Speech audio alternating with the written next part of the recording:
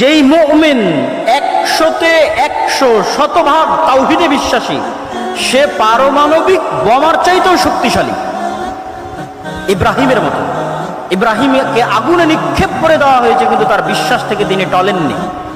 তার confidence level কোন পর্যায়ে থাকতে পারে, আত্মবিশ্বাস কোন শীর্ষ চূড়ায় থাকতে পারে যে তাকে আগুনে নিক্ষেপ করলেও তিনি টলেননি। আমাদেরকে কি করা হয়? তাওহীদের প্রতি বিশ্বাস দুর্বল করো তো আমাদেরকে হেজিটেশনে ফেলে দেওয়া হয়, দ্বিধায় ফেলে দেওয়া হয়। নতুন প্রজন্ম দিন মানতে পারে না কেন? হেজিটেটেড থাকে, ফ্রাস্ট্রেশনে থাকে, হতাশায় থাকে, দ্বিধায় থাকে। আমি যদি দাড়ি রাখি মানুষ কি বলবে? আমি যদি সালাত আদায় করি সমাজ কি বলবে? আমি যদি শুধিয়ে চাকরি ছেড়ে দিই তাহলে খাবো কি? এই যে প্রত্যেক পয়েন্টে হেজিটেশন, এগুলো আসে কেন?